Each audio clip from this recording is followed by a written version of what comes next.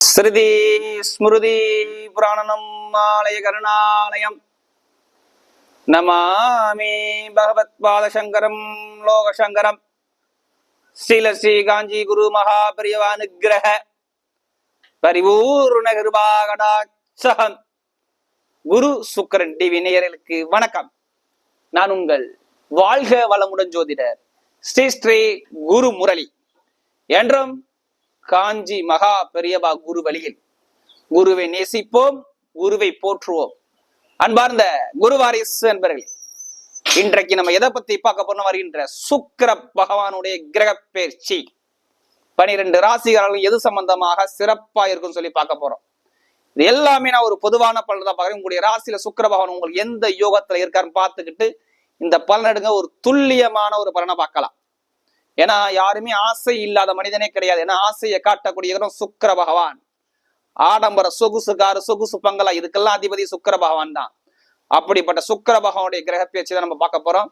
நம்முடைய குரு சுக்கிரன் டிவில நம்முடைய சேனலுக்கு நிறைய பேர் நிறைய சப்ஸ்கிரைபர் நிறைய கொடுத்துருக்கீங்க. அது மட்டும் இல்லாம நம்முடைய சேனலுக்கு நிறைய சப்ஸ்கிரைபர் கொடுத்துருக்கீங்க. அது மட்டும் இல்லாம எனக்கு நிறைய குடும்ப ஜாதகம் கொடுத்துருக்கீங்க. அது மட்டும் இல்லாம ஒரு சில பேர் திருக்கணித முறைப்படி எனக்கு ஜாதக எழுதவும் கொடுத்திருக்கீங்க. அனைவருக்குமே பொங்காலம்மன் சார்பாக ஒரு மனமார்ந்த நன்றியை தெரிவிச்சுக்கிறேன். ஏன்னா குரு அருள்லையே திரு அருளே கிடையாது. நம்ம போடக்கூடிய வீடியோ நம்முடைய ஆன்மீக சிந்தனை, நம்முடைய குரு வாரிசு அனைவருக்கும் நல்லபடியா வந்து சேரணும். அதான் எங்களுடைய குரு சுக்கரனுடைய சேனலுடைய நோக்கமே. யாருமே கர்ம வினை இல்லாம பிறக்க முடியாது. எல்லாத்துக்குமே இறைவன் ஒரு கர்ம வினை கொடுத்திருப்பார். கர்ம வினைக்கு அதுக்கு பரிகாரமா நம்முடைய முனிவர்கள், சித்தர்கள், மகான்கள், ரிஷிமார்கள் நிறைய ஸ்தலத்தை கொடுத்திருக்காங்க. அதுக்கு ஏத்தாப்புல நம்ம பழகிட்டு போகும்போது நல்ல ஒரு மாற்றத்தை பார்க்கலாம். இப்ப சுக்கிர பகவானை பத்தி பாக்குறோம்னா, பொதுவா இதுல மெயினான ஒரு யோகம் இருக்கு. கால புருஷனுக்கு 5வது வீட்டுல சூரிய பகவானுடைய வீட்டுல இந்த சுக்கிர பகவான் சஞ்சாரம் செய்யறாரு. இதுல 3 கிணக இணையுது பாருங்க. 3 கிரகங்கள் இணைகிறாங்க. சூரிய பகவான், சுக்கிர பகவான், புதன் பகவான்.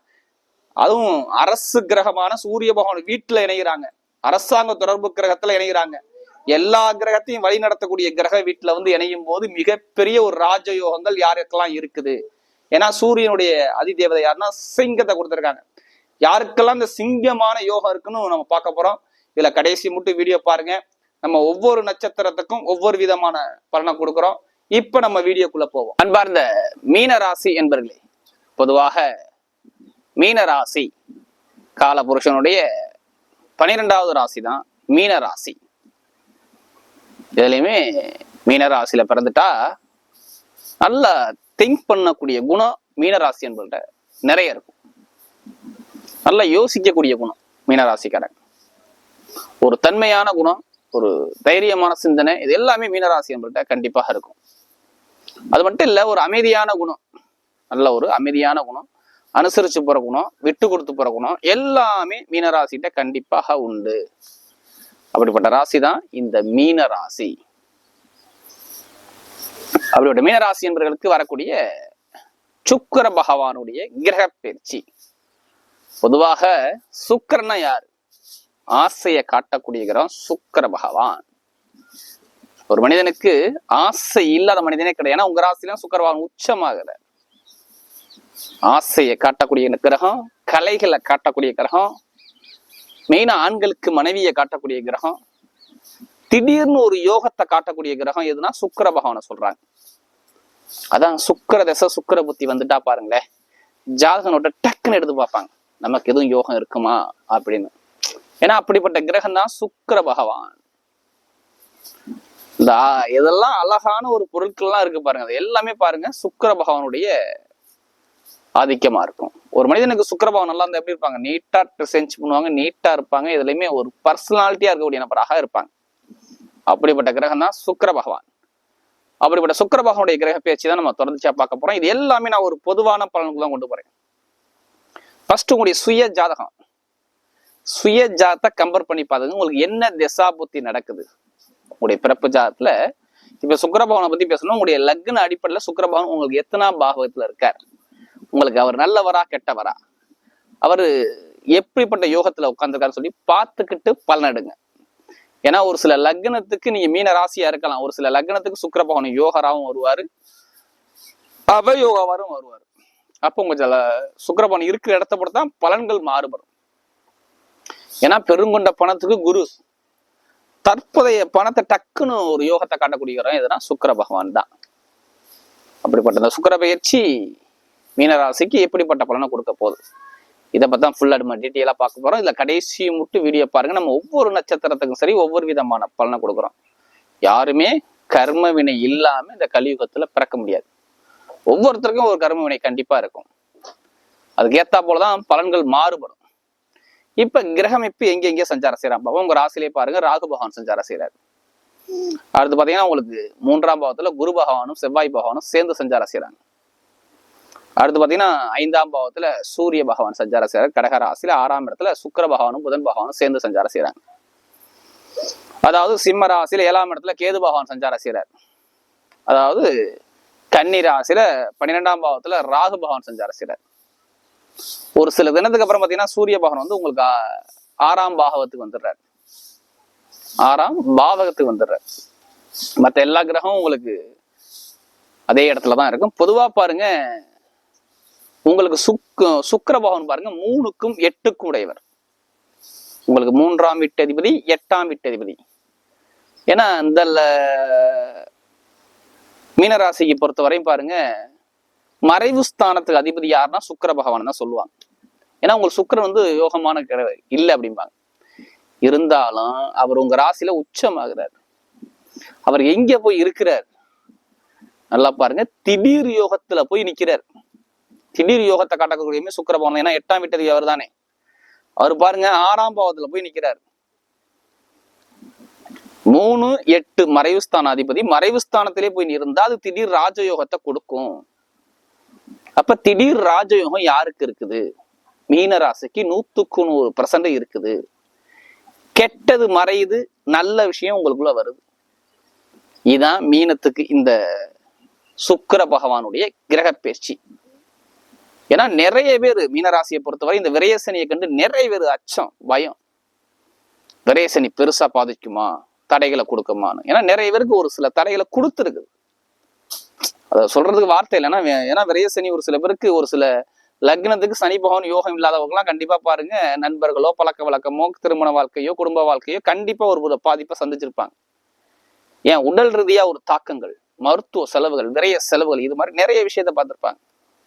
மீனராசிக்காரங்க குடும்பத்துல எதிர்பார்த்த அளவுக்கு சரியான ஒரு பலனை இதுக்கு முன்னாடி பார்க்கல. வேலை உத்தியோகத்துல இடமாற்றங்கள், வேலை உத்தியோகத்துல சரியான ஒரு நிரந்தரமான ஒரு வேலை இல்லை. வெளிநாட்டுல வேலை பார்க்கறவங்கலாம் பாருங்க, வேற கண்ட்ரி விட்டு கண்ட்ரி மாறது, வேலையில சிறு இடமாற்றம் பண்ற, இது மாதிரி நிறைய நிகழ்வை பார்த்தவங்க யாருன்னா மீனராசிக்காரர் தான். ஒரு அலைச்சல் இருந்துகிட்டே இருக்கு. எதுவுமே ஒரு அனுகூலமா இல்லை. ஒரு அலைச்சலை நிறைய பாக்குறாங்க. மன உளைச்சலுக்கு ரொம்ப ஆளாகிறாங்க நிறைய பேர் மீனராசிக்காரங்க. ஒரு ஸ்டெடியான ஒரு மைண்டு கிடையாது. இனிமே பாருங்க எல்லாமே உங்களுக்கு யோகமா இருக்கும்.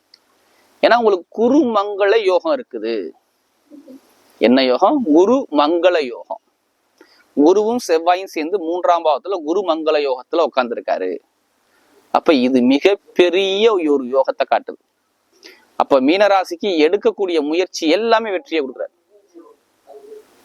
நிறைய விஷயத்துல இருக்கக்கூடிய எல்லா விஷயமுமே மிகப்பெரிய ஒரு வெற்றியை கொடுக்கக்கூடிய காலகட்டம் தான் இந்த சுக்கிர பகவானுடைய கிரக பயிற்சி. வேலை உத்தியோகத்துல உங்களுக்கு எல்லாமே தடையா இருக்கா? இப்ப பாருங்க, நிரந்தரமான வேலை உத்தியோகம் உங்களுக்கு கிடைக்கும். 3க்கும் 8 6ஆம் பாவத்துல இருக்கிறாரு.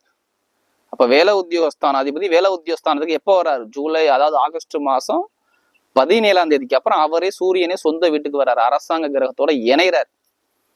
அப்ப நிறைய பேருக்கு ஒரு உயர்ந்த பதவிக்கு வேலைக்கு போகக்கூடிய அமைப்பு யாரு இருக்குன்னா மீனராசிக்காரர்கள் 100% இருக்குது.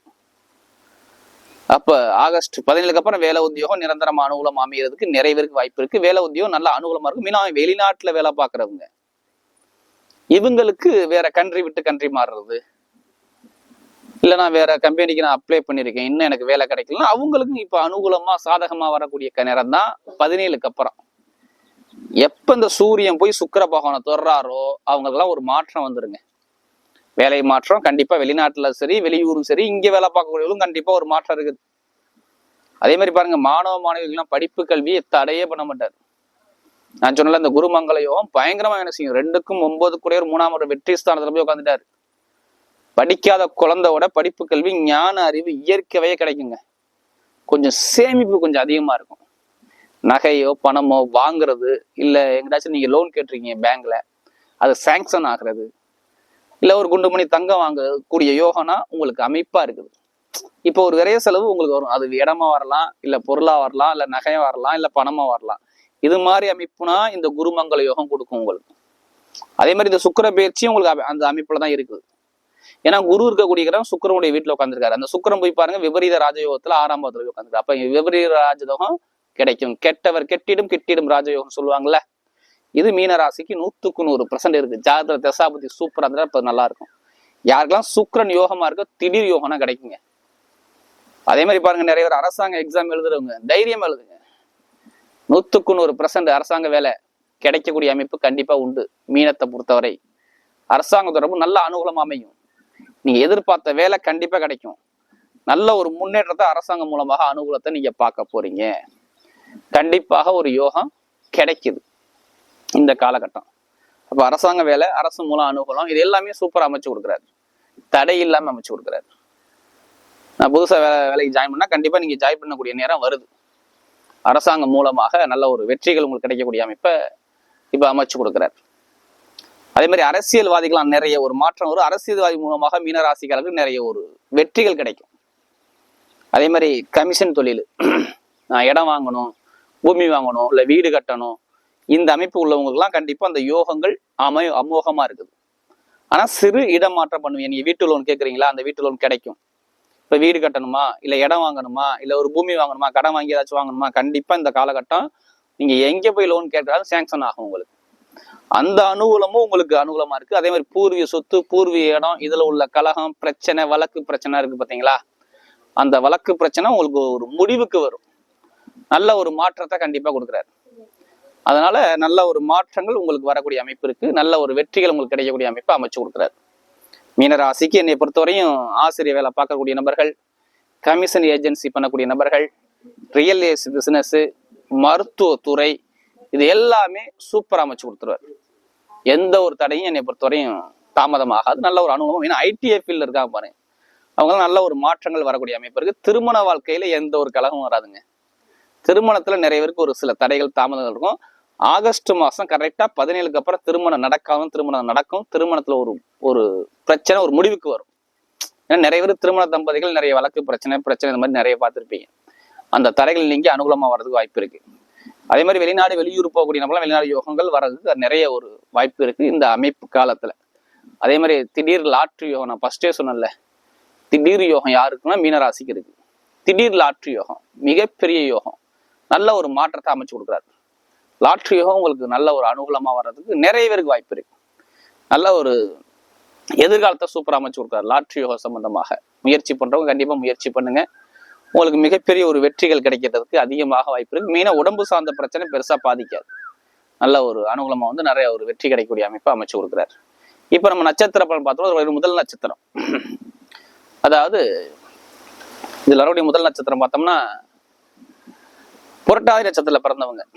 எதுலையுமே பொறுமையான குணம் இருக்கும்.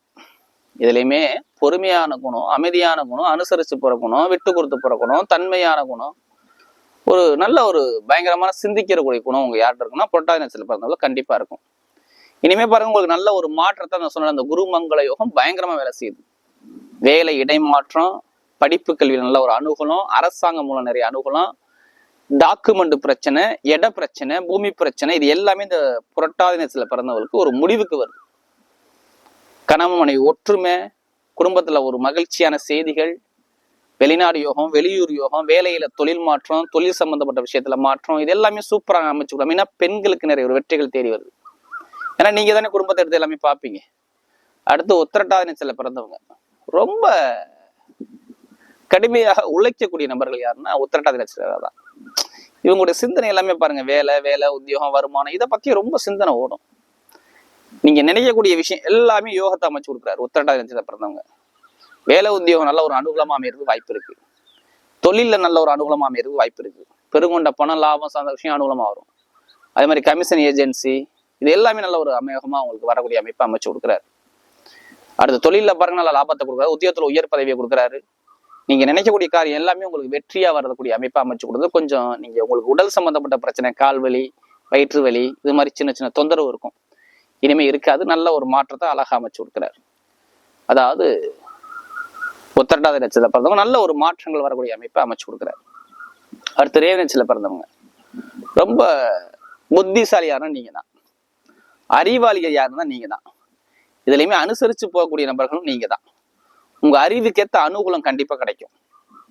அறிவுக்கேத்த அனுகூலம், வெளிநாடு யோகம், வெளியூர் யோகம், வேலை உத்தியோகம், இது எல்லாமே சூப்பரா அமைச்சு கொடுக்குறாரு.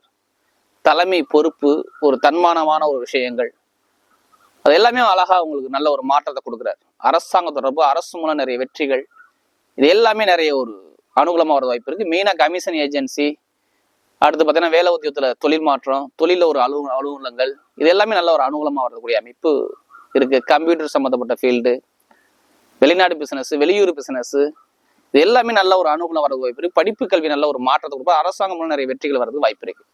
வரக்கூடிய சுக்கிர பகவானுடைய கிரக பயிற்சி மீன ராசிக்கு மிகப்பெரிய ஒரு வெற்றி உள்ள பயிற்சியாக அமைகிறது.